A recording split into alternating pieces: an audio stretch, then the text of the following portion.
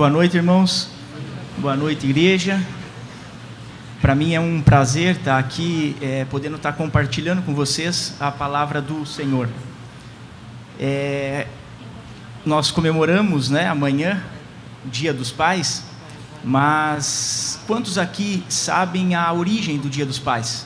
Levantem a mão. Quantos sabem a origem? Qual é a origem do Dia dos Pais? Obrigado. Bom que poucas pessoas sabem, né? Então é gostoso de falar para quem não conhece, porque a palavra do Senhor fala, né? Conhecereis a verdade e a verdade vos libertará. Então eu vou ler aqui para nós a origem do Dia dos Pais, para que vocês possam estar conhecendo. Então conta a história que em 1909, em Washington, Estados Unidos, Sonora Lewis, filha de um veterano de guerra civil, John Bruce Dodd, ao ouvir um sermão dedicado às mães, teve a ideia de celebrar o Dia dos Pais. Ela queria homenagear o seu próprio pai, que viu a sua esposa falecer em 1898, ao dar à luz ao seu 6º filho, e que teve de criar o recém-nascido e seus outros 5 filhos sozinhos. Já adulta, Sonora sentia-se orgulhosa de seu pai, ao vê-lo superar todas as dificuldades, sem a ajuda de ninguém. Então, em 1910, Sonora enviou uma petição à Associação Ministerial de Spokane, cidade localizada em Washington, Estados Unidos, e também pediu auxílio para uma entidade de jovens cristãos da cidade. O primeiro Dia dos Pais norte-americano foi comemorado em 19 de junho daquele ano, aniversário do pai de Sonora. A rosa foi escolhida como símbolo do evento, sendo que as vermelhas eram dedicadas aos pais vivos e as brancas aos falecidos. A partir daí, a comemoração difundiu-se de cidade em cidade para todo o estado de Washington. Por fim, em 1924, o presidente Calvin Coolidge apoiou a ideia de um Dia dos Pais nacional. E, finalmente, em 1966, o presidente Lyndon assinou uma proclamação presidencial declarando o 3º domingo de junho como o Dia dos Pais. No Brasil, a ideia de comemorar essa data partiu através de um publicitário, Silvio Bering, e foi festejada pela primeira vez no dia 14 de agosto de 1953, dia de São Joaquim, patriarca da família. Sua data foi alterada para o 2º domingo de agosto por motivos comerciais, ficando diferente da americana e da europeia. Tem outros países que comemoram essa data também. Na Itália, Espanha e Portugal, por exemplo, a festividade acontece no mesmo dia de São José, 19 de março. Apesar da ligação católica, essa data ganhou destaque por ser comercialmente interessante. No Reino Unido, o Dia dos Pais é comemorado no 3º domingo de junho, sem muita festividade. Os ingleses não costumam se reunir em família, como no Brasil. É comum os filhos agradarem os pais com cartões e não com presentes. Em Portugal, a data é comemorada no dia 19 de março, mesmo dia que São José. Surgiu porque é comercialmente interessante. Os portugueses não dão muita importância para essa comemoração. No Canadá, o Dia dos Pais é comemorado no dia 17 de junho. Não há muitas reuniões familiares porque ainda é considerado uma data mais comercial. Na Austrália, a data é comemorada no 2º domingo de setembro com muita publicidade. E na África do Sul, a comemoração acontece no mesmo dia do Brasil, mas não é nada tradicional. Então essa é a origem do Dia dos Pais. Eu gostaria de conversar com vocês essa noite, de compartilhar algumas coisas que o Senhor tem colocado no meu coração. E aproveitando essa festividade, da nossa congregação, em comemoração aos pais, aos filhos, à família, eu gostaria de conversar a respeito de uma família em específico na palavra de Deus, na Bíblia. A palavra nos dá inúmeras referências sobre família. A palavra nos fala muito sobre família.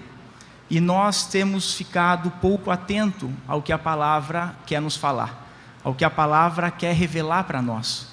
Nós somos bons leitores, mas péssimos interpretadores. Eu gostaria de conversar com vocês nessa noite, em específico, a respeito da família de Adão e Eva. Você que está com a sua Bíblia, abra o seu livro no livro de Gênesis, fazendo um favor, no capítulo 4. Gênesis capítulo 4. A palavra diz assim: Adão teve relações com Eva, a sua mulher, e ela ficou grávida. Eva deu à luz um filho e disse: com a ajuda de Deus, o Senhor, tive um filho homem. E ela pôs nele o nome de Caim. Depois teve outro filho, chamado Abel, irmão de Caim. Abel era pastor de ovelhas e Caim era agricultor. O tempo passou, um dia Caim pegou alguns produtos da terra e os ofereceu a Deus, o Senhor. Abel, por sua vez, pegou o primeiro carneirinho nascido no seu rebanho, matou-o e ofereceu as melhores partes ao Senhor. O Senhor ficou contente com Abel e com a sua oferta, mas rejeitou Caim e a sua oferta. Caim ficou furioso e fechou a cara. Amém? Feche seus olhos, vamos ter mais um momento de oração. Vamos pedir que o Senhor nos guie. Senhor, mais uma vez te glorificamos, exaltamos o teu nome, meu Pai. Pedimos a ti, Senhor, que o Senhor conduza, Senhor, toda essa palavra, meu Deus. Eu estou aqui, Senhor, para falar a tua palavra, para falar a verdade, Senhor, para falar aquilo que o Senhor tem colocado no meu coração, meu Pai. Permita, Senhor, que só saia da minha boca, Senhor, aquilo que o Senhor quer que seja dito, Senhor, para a edificação da tua igreja, meu Pai. Em nome de Jesus, amém. Amém. Meus irmãos, quando nós lemos esse texto, lá no livro de Gênesis, lá no começo da Bíblia, a respeito de uma família que não tinha internet, uma família que não tinha televisão, uma família que não tinha muitas informações, aparentemente não tinha muitas dificuldades externas para criar os seus filhos, mas mesmo assim, essa família enfrentou grandes problemas. Quem aqui é pai e mãe? Levanta a mão fazendo um favor. Glória a Deus. Então vocês sabem que criar filho é um grande desafio, né? Eu até ia fazer essa pergunta, mas eu testei essa pergunta na rua e eu falava assim: criar filho é um grande problema, criar filho é uma grande dificuldade, né? Mas não, os filhos são heranças do Senhor, né? São bênçãos de Deus. Então é um grande desafio nós criarmos esses filhos, né? Eu sou pai há pouco tempo, né? E às vezes eu olho para minha esposa e falo para ela assim: olha, acho que a mistura minha e tua aí não deu muito certo, né? Tem horas que a gente para e pensa: o que eu fui fazer?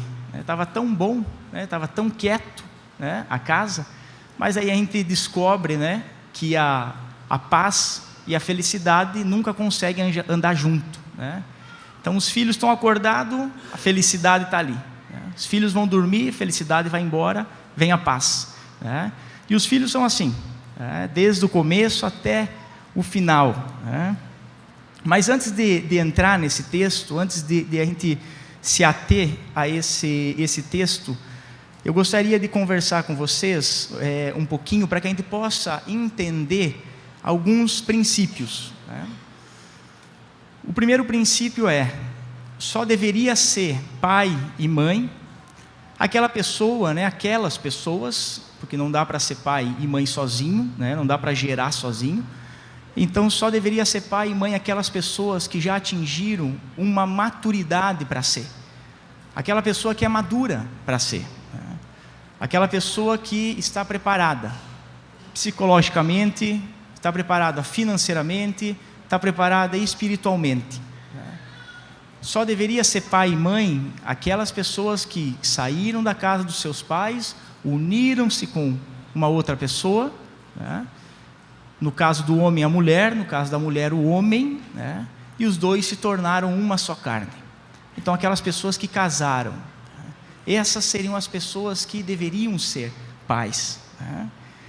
Quando a gente fala em tornar-se uma só carne, né?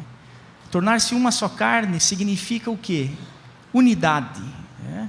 É o que o corpo de Cristo precisa, de unidade. O casamento é assim também. Nós precisamos de unidade. Unidade é algo que não se divide, é algo que não consegue repartir, não consegue dividir, que não se separa. E para que nós possamos ter unidade no casamento, nós precisamos ter os mesmos pensamentos. O marido e a esposa devem andar alinhados, em unidade, para que eles tenham os mesmos pensamentos. Meu amor, eu pensei em comprar uma televisão. O que você acha? Olha, eu acho que agora não é o momento. A gente está precisando de uma máquina de lavar louça. Vamos comprar uma máquina primeiro? Vamos. Perfeito. Meu amor, eu estou pensando em comprar uma geladeira. Perfeito. A gente está precisando mesmo de uma geladeira, a gente tem condições para comprar, então a gente vai comprar. Então os dois entram no mesmo consenso. Os dois têm o mesmo pensamento. A palavra nos diz que a esposa, edifica o lar. A esposa sábia edifica o lar. Para se viver em unidade, no casamento, as duas pessoas precisam falar a mesma língua. Senão o pai vai dizer sim para o filho, a mãe vai dizer não. Os dois não conversam. Um decide, o outro não sabe o que vai ser decidido. Um fala uma coisa, o outro fala outra. O filho vai escolher com quem ele vai querer aceitar, quem ele vai querer obedecer. E isso pode gerar um trauma muito grande, um desgaste na família, porque pode colocar um pai contra o outro, para que os pais tentem disputar quem é o autoritário, quem tem mais autoridade na casa. E isso gera um atrito, que vai gerar um desgaste, que vai gerar um conflito. Então as pessoas precisam, o marido e a mulher precisam falar a mesma língua. Eles precisam também ter o mesmo parecer. A palavra nos fala sim, sim, não, não. O que passar disso vem do maligno. São coisas que parecem tão óbvias, mas que nós não nos atemos no nosso dia a dia. E é por isso que nós vemos hoje essa dissolução entre as pessoas. Porque pessoas escutam, mas não têm tempo para entender, para tentar pensar, para tentar interagir com a palavra. Esse casal, ele precisa fazer as mesmas coisas, ele precisa gostar das mesmas coisas, ele precisa frequentar os mesmos ambientes, ele precisa congregar no mesmo local. Então isso é viver em unidade. É você viver em uma só carne, duas pessoas em uma só carne, unidade, algo que não se separa. Só que essa inversão de valores, essa exposição que nós temos vendo a uma sensualidade sem medida, vem fazendo com que tudo isso seja esquecido, vem fazendo com que filhos, crianças, gerem crianças, pessoas que não têm estrutura nenhuma, pessoas que não têm condições financeiras, pessoas que não têm condições emocionais, pessoas que não têm estrutura espiritual, pessoas que não têm nada. A única coisa que elas atingiram foi uma maturidade física para procriar, e é o que elas têm feito, e elas acabam colocando crianças no mundo, crianças gerando crianças que geralmente vão ser criadas pelas avós. Isso gera um grande conflito na nossa sociedade, porque avós não deveriam mais estar educando os filhos, elas já educaram. Agora o avô é a época de curtir os netos, de aproveitar o que ele não pôde fazer com os filhos. Os avós geralmente nessa época fazem aquilo que não era permitido para a educação dos filhos, então eles podem estar fazendo com os netos. Então o avô é para isso, não é para criar filho de filho. E nós vamos tendo sérias consequências na sociedade. Por quê? Porque a única coisa que a criança nasce sabendo é chorar. A única coisa que a criança nasce sabendo é chorar. Está doendo? Chora. Está com fome? Chora. Está com frio? Chora. Não tem nada? Chora. Então a criança só chora. Ela só chora. Essa é a maneira que ela tem de manifestar o que ela está sentindo, né, é a maneira que ela tem de manifestar todo aquele seu desconforto. Então, se a única maneira, né, a única coisa que a criança nasce sabendo é chorar, isso quer dizer que o restante ela vai ter que aprender. E a grande pergunta é: quem vai ensinar e o que vai ser ensinado para essa criança? De onde vai partir o ensino? De quem é a responsabilidade, né, de educar essa criança? E uma coisa que nós precisamos entender é que, e deixar bem claro, é que a escola e a igreja, ela não tem responsabilidade nenhuma em cima da educação dos nossos filhos, né? A igreja não tem responsabilidade nenhuma em educar os nossos filhos. Essa é uma responsabilidade que cabe, né, a cada um dos pais.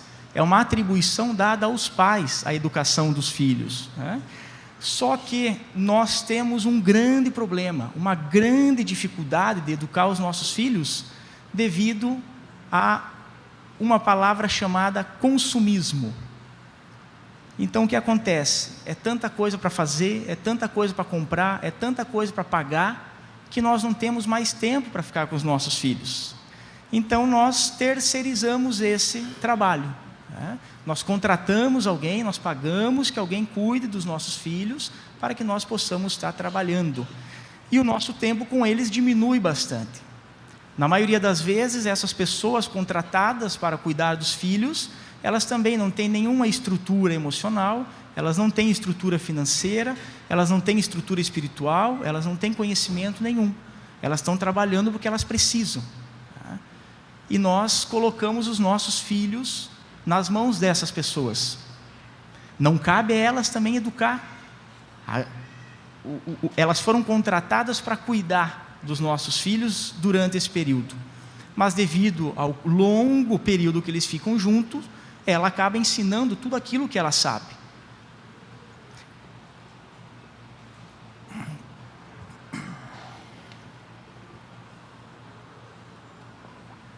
Então acontece que, devido a esse pouco tempo que nós temos para ficar com os nossos filhos nos dias de semana, quando chega final de semana, que nós estamos, né, que a gente consegue ficar perto deles, o que acontece? Nós ficamos com medo ou com dó de brigar com eles. A gente fica sensibilizado, né? Pô, eu fico a semana toda fora, agora que eu estou com ele eu vou ficar brigando, eu vou ficar chamando atenção, eu vou ficar corrigindo, né? Deixa fazer, deixa pular no sofá, deixa fazer isso, deixa fazer aquilo. E nós vamos criando os nossos filhos assim, né? Até chegar um momento em que o pai olha para a mãe e fala assim: ó, puxou para você, né? E a mãe fala: puxou para você, né? Ninguém quer assumir essa responsabilidade, né? E isso me fez lembrar da minha infância. E eu acredito que todo mundo que tenha mais que 35 anos vai se colocar nesses exemplos que eu vou dar para vocês, né? Os pais antigamente, como que eram os pais antigamente? Os pais antigamente, na maioria das vezes, eles nem falavam, né? Eles só olhavam, né? Olhava para o lado, olhava, né? O meu pai, ele era assim, você fazia alguma coisa, ele olhava, eu já entendia, né? Que, como os jovens dizem aí, deu ruim, né? Se ele só olhasse, era uma advertência. Agora, se ele olhasse e suspirasse, eu sabia que eu ia apanhar quando chegasse em casa. Sabia que não ia ter jeito, né? Uma vez eu nunca esqueço que os pais sempre falam, né? Ó, não vai na piscina, não faz isso, não faz aquilo. E ele saiu, né? E aí meus amiguinhos chegaram e vamos ali em casa na piscina. E eu fui, né? E bem na hora ele chegou. Aí ele só passou, só me olhou e fez. Né? Eu já sabia. Né? Cheguei em casa já contraindo os músculos, né? Que eu sabia que ia apanhar. E aí ele falou: vai tomar um banho, a hora que você descer a gente vai conversar. Eu falei: nossa, piorou, né? Fui lá, tomei um banho, coloquei umas 4 calçadinhas, desci, né? Aí desci, acho que ele ficou com dó de mim e não me bateu. Acho que ele esqueceu. É que nem a nossa justiça brasileira, né? Demora muito tempo, aí a pessoa fica com dó e fala: ah, coitadinho, deixa passar, né? Mas era mais ou menos assim. E quando ele falava assim: eu vou contar até 3. Ele mandava a gente fazer alguma coisa, a gente estava no sofá, ficava lá deitado. Ó, faz isso daqui. ninguém falava nada, eu e meu irmão, ele falava, eu vou contar até 3. 1, a gente estava tranquilo. 2, a hora que ele falava 2, eu ia para a direita, meu irmão ia para a esquerda, e nunca chegou no 3. Não sei se ele ia bater, mas nunca chegou no 3. Né? Chegava a visita em casa. Você estava ali na sala brincando, né? Teu pai só olhava para você, você já entendia que aquilo ali não era mais ambiente para você. Né? Você pegava aqueles carrinhos, juntava teus brinquedos, colocava na sacolinha e partiu, some, né? Desaparecia. Você não podia ficar ali naquele momento. Né? Tenta fazer isso hoje. Olha para o teu filho de cara feia. Ele vai falar assim, está passando mal, pai? É assim. É? E hoje, né, só que o que acontece, né, os pais antigamente tinham uma coisa que os pais de hoje não têm, né, autoridade, né, eles falavam e cumpriam, né, tudo que eles falavam eles cumpriam, né, eles tinham autoridade, né. Eu vou dar um exemplo para vocês de autoridade, né. Quantos aqui tem carro? Quantos tem carro? Levanta a mão. Você vai para Porto Velho, tem várias placas de sinalização na rodovia. Tá? Você encontra lá a placa falando assim, aqui é 80 km por hora. Você passa a quanto? 200. Se a estrada estivesse boa, a 200 mesmo. 100, 120, 150. Mas a placa está ali falando, aqui é 80. Não passa, é 80. E você passa, 120, 130, 150. Só que chegando em Porto Velho, colocaram um radar lá. E o radar fala assim, aqui é 30. Quanto você passa? 25, 26, né? Menos que 30.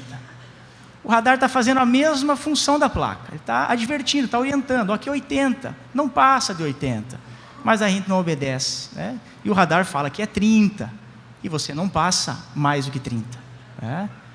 Gustavo, o que isso tem a ver? Isso tem a ver com os pais hoje em dia. Nós temos pais que parecem placas, né, que ninguém obedece. Né, e nós temos poucos pais radares, né, que vão estar punindo, vão estar multando, né, vão tirar foto, né, para provar. Então, o que acontece? Na minha época, né, na época de quem tem mais que 30, eu acredito que era assim. O pai chegava, né, porque naquela época se apanhava dos pais, era legal, né? Hoje não é mais legal, mas naquela época era legal, juridicamente falando, né? Então, o que acontecia? Os pais chegavam para os filhos e falavam assim, filho, essa noite nós vamos na casa de tal pessoa, se você fizer alguma coisa, eu vou te arrebentar de pau. Né? Mas aí o filho chegava lá e fazia o quê? Bagunçava, porque ele sabia que não ia acontecer nada, em algumas casas, né? Agora tinha outras casas que o pai falava isso daí e o filho chegava. Lá em casa era assim. Né? Meu pai falava assim, nós vamos na casa de tal pessoa. Se vocês fizerem alguma coisa, a hora que vocês chegar em casa, vocês vão se ver comigo. Né? Aí eu e meu irmão. Chegava lá, nós sentávamos, aí chegavam os amiguinhos e falavam, vamos brincar? Não. Então bom, tá bom aqui. Vamos correr. Não, estou cansado. Né? Louco de vontade de brincar, né? Às vezes o pai mesmo falava, pode ir, mas nós ficávamos meio desconfiados, né? Porque nós não sabíamos se era uma pegadinha, né? Só para nós apanhar depois. Aí nós ficava quietos, né? Nós ficava ali, né? Mas em relação a tudo isso, né? O que a gente precisa entender? Né? A gente precisa entender que as crianças, elas precisam aprender, né? E a pergunta é, aprender com quem? Aprender com a TV ou aprender com os pais? Aprender com os pais ou aprender com a internet? Aprender com os pais ou aprender com os amiguinhos da escola? Então nós temos visto hoje, né, o que vai ser ensinado para essas crianças? Qual é o futuro dessas crianças? Né? Olhem para os nossos pais, né? Olhem como eles eram, olhem a quem nós somos hoje. Né? Olhem para os nossos filhos, quem eles vão ser no futuro. Né? O que vai ser ensinado para essas crianças? Hoje nós temos uma vasta facilidade, uma programação de televisão muito ampla, né? Na nossa época eram 3, 4 canais, uma televisão só, na sala, todo mundo ficava reunido para assistir TV, o controle ficava na mão do pai, né? A hora que estava bom ele trocava o canal, pai, volta, só olhava, brincadeira, né? E ali, né? Então são épocas diferentes, né? Mas a palavra continua a mesma, né? Ainda precisa aprender como nós precisamos aprender no passado, né? E hoje os nossos filhos, então, quando eles assistem TV, né, 50, 70 canais, 150 canais de televisão, né, quando eles estão conectados à internet, ou mesmo quando eles vão para a escola, eles sujam muito mais do que o uniforme, eles sujam muito mais do que a roupa, né? Essas coisas que são lançadas pela mídia, visual, auditiva, né, elas impregnam na cabeça dessas crianças, na mente dessas crianças, e são imagens precoces para elas. Elas não sabem discernir o que é o certo e o que é o errado, né? Então basta, né, a nós, né, pais, fazer essa limpeza na cabeça, na mente dos nossos filhos, né? Quem é que vai limpar isso nos dias de hoje? Nós precisamos entender que essa é uma responsabilidade dada aos pais. Temos essa facilidade, mas temos uma dificuldade muito grande em relação a outras épocas, né? Quem é que o testemunho da Ana vai se encaixar perfeitamente com essa palavra, né? Quem é que hoje vai chegar para o seu filho e falar: filho, conta aqui para o papai o que você fez hoje, o que você aprendeu hoje? E aí o seu filho vai olhar para você e vai falar assim: pai, eu assisti na televisão isso daqui, ó. Eu vi uma imagem assim, de uma mulher assim num outdoor. O meu amiguinho me falou essas coisas aqui, pai. E você vai chegar para o teu filho e vai falar: filho, vem cá, papai vai conversar com você. Isso que você está vendo ainda não é para a tua idade. Lá no futuro você vai entender melhor isso, você vai saber o que é certo e o que é errado. Mas hoje você ainda não entende. Isso que teu amiguinho falou para você não está certo. O certo é isso daqui, ó. Então agora, meu filho, vamos orar. O papai vai orar com você. O papai vai colocar a mão na tua cabeça. O papai vai profetizar que você é uma bênção do Senhor, que você é uma herança do Senhor, que você vai fazer a diferença nessa sociedade, que você vai fazer a diferença na tua escolinha, que você vai dar exemplo na tua escolinha, você vai fazer uma diferença em tudo que você fizer. Será que nós temos tempo para fazer isso com os nossos filhos? Será que todo final de tarde nós chegamos para eles e conversamos com eles, ou à noite: filho, como é que foi o teu dia? Conta para o papai. Está tudo bem? Está tudo tranquilo? Você tem alguma dúvida? Você viu alguma coisa que te chamou a atenção? Quem são os seus amiguinhos? Aonde você passou a tarde toda? O que você fez durante todo esse período? Poucas vezes nós fazemos isso com os nossos filhos. E isso vai criando uma distância entre nós. E nós vamos ver agora, nós vamos entrar no texto de Caim e Abel, né, dos dois filhos, né, e nós vamos entender melhor o que a palavra do Senhor quer falar conosco através desses versículos, né? Então o texto que nós lemos, ele narra para nós o nascimento dos dois primeiros filhos, os primeiros filhos que existiram, Caim e Abel. Caim, o primogênito, o filho mais velho, né? Ele vai ter que lidar com situações, vai ter que lidar com coisas que ele jamais experimentou. Caim vai sentir o impacto. Caim vai ter que dividir com alguém a atenção, vai ter que dividir com alguém o tempo, vai ter que dividir com alguém o carinho, vai ter que dividir com alguém os objetos. Até então ele era o único, ele era o filho único. Toda a atenção estava voltada para ele. Tudo que ele tem é dele. Ele faz para ele. Mas a partir desse momento em que Eva engravida e tem Abel, a situação muda. Isso tem acontecido desde o início, desde o livro de Gênesis até hoje.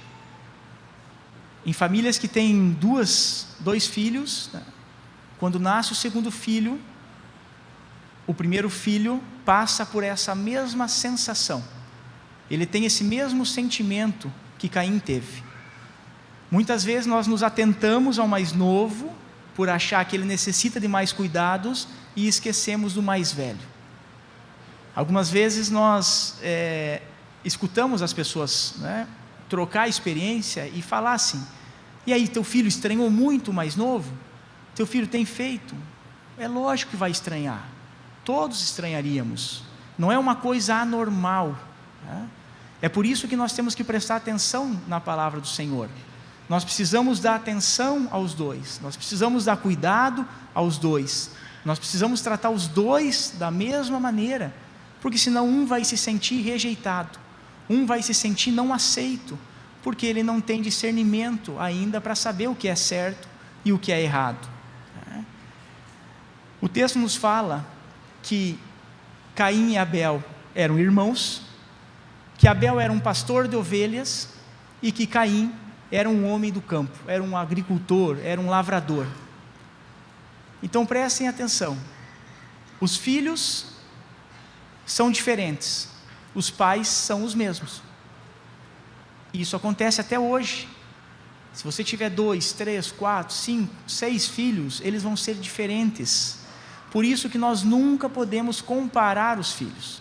Nós nunca podemos fazer essa comparação um ou outro. O teu irmão é mais inteligente. O teu irmão não é preguiçoso. O teu irmão é limpinho. Você não gosta de tomar banho. E o pior ainda, quando filhos são comparados com filhos dos outros, isso é um grande problema. O filho de fulano faz comida para a mãe dele. Dá vontade de falar assim, né? Porque foi a fulana que fez, não você. Mas não falem, né? Porque senão vocês vão ter que me visitar lá no consultório. Então, o que acontece é que as pessoas, né? Todas as pessoas, todos nós, e muito mais as crianças e adolescentes, eles precisam ser aceitos, eles precisam de atenção, eles precisam de aceitação. Caim tem um problema sério aqui quando a oferta de Abel é aceita e a oferta dele é rejeitada. A palavra nos fala isso, que o semblante dele modificou, que ele ficou furioso, que ele ficou triste, né, que a raiva tomou conta dele. Então nós precisamos entender que os nossos filhos, se eles são heranças do Senhor, tudo isso condiz com a palavra de Deus. Então nós temos que entender que os nossos filhos, eles precisam ser aceitos, né? Se não tiver uma aceitação em casa, a Ana falou isso, ele pode se aproximar de um grupo que aceite. Ele vai procurar fora de casa aquilo que ele não tem em casa, independente do que esse grupo faça, ele vai se adaptar a esse grupo que aceita ele. Então ele sai de casa e ele se enquadra num grupo desses. Então é muito importante nós entendermos, né, e nós aceitarmos os nossos filhos, nós entendermos qual é a limitação dele, né, nós entendermos, reconhecemos o seu temperamento, reconhecemos os seus desejos, as suas vontades, o seu medo, né? Mas quando eu falo em aceitação, que fique bem claro, né, aceitação não é ser conivente. Aceitação não é aceitar tudo o que ele faz, não. Aceitação é conhecê-lo, aceitação é respeitá-lo, respeitar os seus limites, respeitar a sua capacidade, reconhecer as suas qualidades, né? Reconhecer quem ele é. Isso é aceitação, né? Você trazer para próximo dele o seu filho. E o que acontece, né, hoje, ainda acontece isso, né? Às vezes o filho tem alguma dúvida e ele vai pedir para o pai. Inicialmente ele vai pedir para o pai, mas dependendo da maneira que o pai reagir, ele nunca mais vai pedir nada para o pai, tá? Se o menino chegar para o pai e falar assim: pai, eu estou com algumas dúvidas, tá? Eu queria tirar essas dúvidas com você, como é que é fazer isso, como é que é, eu quero saber, tá? Se o pai falar assim: olha a tua idade, rapaz, vê se enxerga, você não está na idade de fazer isso aí ainda. Ele vai fazer para mostrar para o pai dele que ele consegue fazer, mas vai fazer sem conhecimento nenhum, aonde o pai deveria estar educando, tá? Se a filha chega em casa é pior ainda, né? Tem esse preconceito em que a mulher não pode saber nada da vida sexual. Se a filha chega em casa e fala algo assim, a mãe fala assim: vai lavar essa boca suja aí, nunca mais fala isso. A filha nunca mais comenta nada com a mãe. E é o que nós temos visto hoje na nossa sociedade. As pessoas não confiam no pai e na mãe, né? Os pais não estão preparados, né? não estavam preparados para gerar esses filhos, para educar esses filhos, para manter esses filhos próximos deles, até a hora que eles partam, né? Que eles se unam com uma outra pessoa, né? Então nós precisamos entender que os filhos, eles precisam ser aceitos, os filhos, eles precisam de atenção. Muitas vezes nós somos limitadores dessa aproximação.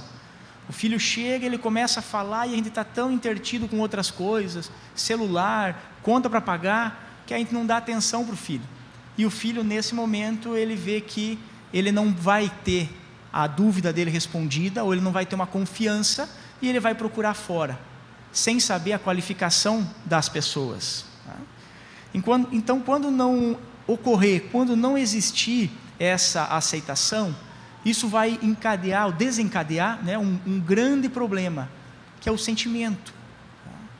E esse filho vai começar a se questionar: por que não eu? Por que o outro tem e eu não tenho? Por que o outro pode comprar e eu não posso comprar? Por que o outro tem um celular de última geração e eu não posso ter? Por que o outro estuda numa escola e eu não posso estudar na mesma escola? Por que ele usa roupa de marca e eu não uso roupa de marca? Eu não posso. Então isso cabe aos pais, né? Nós precisamos conversar muito com os nossos filhos a respeito disso.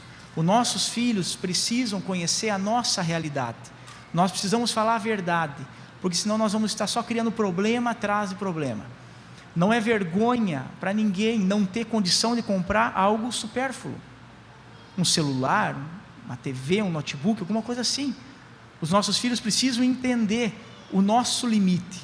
Meu filho, vem cá. O papai ganha tanto, a mamãe ganha tanto. As contas da casa, água, luz, internet, isso, aquilo, aluguel, dá tanto. Então sobra para nós R$500 por mês. Nós somos em 4. Então, além disso, a gente tem que comer, a gente tem que se vestir. Então, um celular desse custa R$3.000. O papai vai ter que trabalhar 6 meses para comprar um celular desse e não pagar as contas. Você entende? O filho entende. Agora, se nós quisermos demonstrarmos, né, quem nós não somos, os nossos filhos vão ser quem eles não são. E nós não vamos conseguir voltar atrás disso. Então nós precisamos falar a verdade, nós precisamos falar a realidade que nós vivemos, né? Nós precisamos ensinar os nossos filhos a terem maturidade, pois se eles não aprenderem a ser maduros, eles vão ter o mesmo sentimento que Caim teve, um sentimento de inveja. Nós precisamos educar os nossos filhos, né? Nós precisamos criar os nossos filhos, né? Precisamos ensinar os nossos filhos no caminho do Senhor. No caminho, nos caminhos não existe. O caminho é o único, que Jesus fala: eu sou o caminho. Então é um único caminho, a porta estreita. Então nós precisamos ensinar o nosso filho no caminho do Senhor. E caminho do Senhor é muito mais do que a gente vir por um culto de sábado à noite. Caminho do Senhor é muito mais que em trazer o nosso filho aqui, deixar ele aqui dentro, largar ele aqui e a partir da manhã a gente não fazer mais nada. Não, o caminho do Senhor é muito mais do que isso.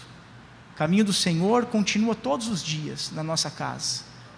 O caminho do Senhor é exemplo, o caminho do Senhor é ensino, o caminho do Senhor é repreensão, o caminho do Senhor é aconselhamento, o caminho do Senhor é acompanhamento, o caminho do Senhor é respeito. O caminho do Senhor é dar referência, né?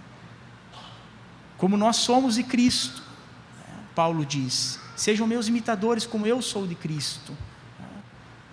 Então isso é caminho do Senhor, é dar exemplos condizentes com as palavras do Senhor. Na minha época eu nunca escutei isso e jamais me atrevi a falar que meu pai era mentiroso, que meu pai estava falando besteira, que meu pai não sabia o que ele estava falando. Hoje não. Hoje você vê filhos confrontando os pais. Esses dias eu vi uma situação onde o pai foi chamar a atenção da filha e a filha falou assim: Que moral que você tem para falar para eu não beber? Nenhuma. Realmente, ela estava coberta de razão. Estava bebendo com o pai, e o pai pede para ela parar, que ela estava bebendo demais, e ela responde assim.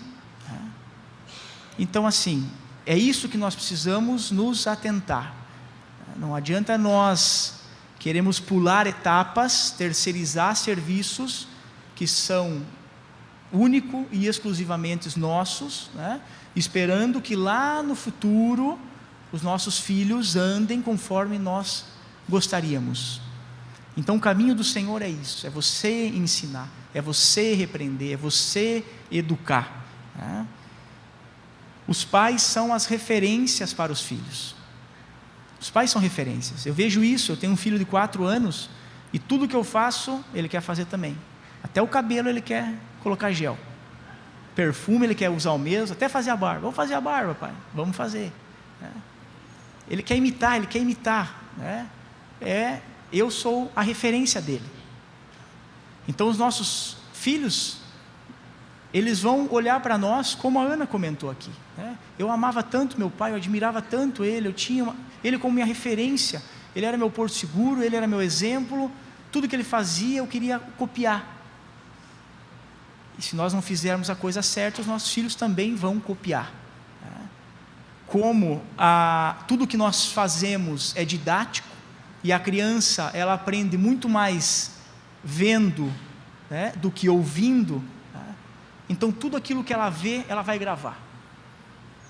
Se ela vê eu jogando um papel na rua, se meu filho vê eu jogando um papel na rua, ele vai achar que isso é normal, porque eu sou a referência dele, e ele vai jogar papel na rua também, achando que isso é normal. Se ele vê eu discutindo com alguém no trânsito, quando ele crescer, ele vai achar que isso é normal, que isso é ter autoridade. Se ele me vê batendo no irmãozinho dele, no meu outro filho, ele vai fazer o mesmo com ele, porque ele acha que quando tem que corrigir, tem que bater. Se ele vê eu gritando ou falando alto com a mãe dele, ele vai falar a mesma coisa quando ele crescer um pouquinho, ele vai começar a responder, porque ele é o homem da casa, e ele acha que o comportamento de homem é assim. Então nós temos que cuidar muito, prestar muito atenção. Eles não têm ainda esse discernimento para saber o que é certo, o que é errado, então é por isso que cabe a nós termos essa dupla responsabilidade. Tudo que a gente for falar, pensa, fala. Cuidado com o que a gente vai assistir na televisão, porque a gente acha, que criança não presta atenção, mas a criança está mais ligada do que nós, eles prestam atenção em tudo. Então nós temos que ficar muito atentos a isso. Quais são as músicas que nós vamos escutar? O que nós vamos falar? Cuidado com o que nós vamos ver, cuidado com o que nós vamos fazer no nosso dia a dia. Então prestem atenção, pais, prestem atenção em tudo que vocês vão fazer, porque vocês são a referência para os seus filhos, Independente da idade, o filho é sempre filho. Meu pai, vocês um dia, se Deus quiser, vão conhecer. Eu não sou alto, eu tenho 1,72, meu pai tem 1,58, ele me chama de baixinho. Ô baixinho, ô baixinho. Aí eu até brinco, ele fala, a tua altura, rapaz, você vai me chamar de baixinho? Então para ele eu sou criança ainda. Ele me liga, quase todos os dias, para ver se está tudo bem, está tudo, ok. Então para os pais, os filhos vão ser sempre filhos, independente da idade. O amor, o carinho, o cuidado é o mesmo. Não é porque o filho está mais velho que a gente fala assim, não, agora se vira. Não, nós temos que dar a mesma atenção, nós temos que dar o mesmo cuidado, nós temos que tratar da mesma maneira. Então nós como pais, nós precisamos dar bons exemplos, nós precisamos ficar mais perto dos nossos filhos, nós precisamos entender. Eu não me recordo se foi o Irani, se eu escutei dele isso daí, e uma vez eu escutei isso daqui, que nós temos que obedecer essa escada, essa pirâmide, aonde a primeira pessoa está Deus, a segunda na escala está a nossa família, A terceira está o trabalho. E a quarta está a igreja. Essa é 4 fatores para o sucesso. Deus acima de tudo, a família abaixo, o trabalho e aí a igreja. Se você conseguir respeitar isso daí, você vai ser mais do que vencedor. Você vai perceber que as coisas vão mudar. Então, pais, eu tenho falado muito isso, né? Troque seus amigos para ficar com seus filhos. Aproveite seus filhos, invistam nos seus filhos, deixe de pescar para ficar com seus filhos, deixe de caçar para ficar com seus filhos, deixe de jogar futebol se precisar, para ficar com seus filhos. Fiquem com seus filhos, curtam seus filhos, né? Dê bons exemplos para eles, tenham essa intimidade para que eles possam ter essa aceitação, né? Os filhos são bênçãos de Deus, os filhos são heranças do Senhor, né? A família é o nosso maior patrimônio, é um patrimônio que o Senhor deu para que nós pudéssemos estar administrando aqui na terra, tá? Então que a gente possa dar mais valor para a nossa família, mais valor para os nossos filhos, né? Josué diz, né, eu e a minha casa serviremos ao Senhor, né? E agora eu gostaria de finalizar, acho que eu já estou no tempo aqui, eu vou compartilhar com vocês um texto que está lá no livro de Timóteo, 1 Timóteo 5, 1 Timóteo 5, 1 diz assim: não repreenda um homem mais velho, mas o aconselhe como se ele fosse o seu pai. Trate os homens mais jovens como irmãos, as mulheres idosas como mães e as mulheres jovens como irmãs, com toda a pureza. Cuide das viúvas, que não tem ninguém para ajudá-las, mas se alguma viúva tem filhos ou netos, são eles que devem primeiro aprender a cumprir os seus deveres religiosos, cuidando da sua própria família. Assim eles pagarão o que receberam dos seus pais e avós, pois Deus gosta disso.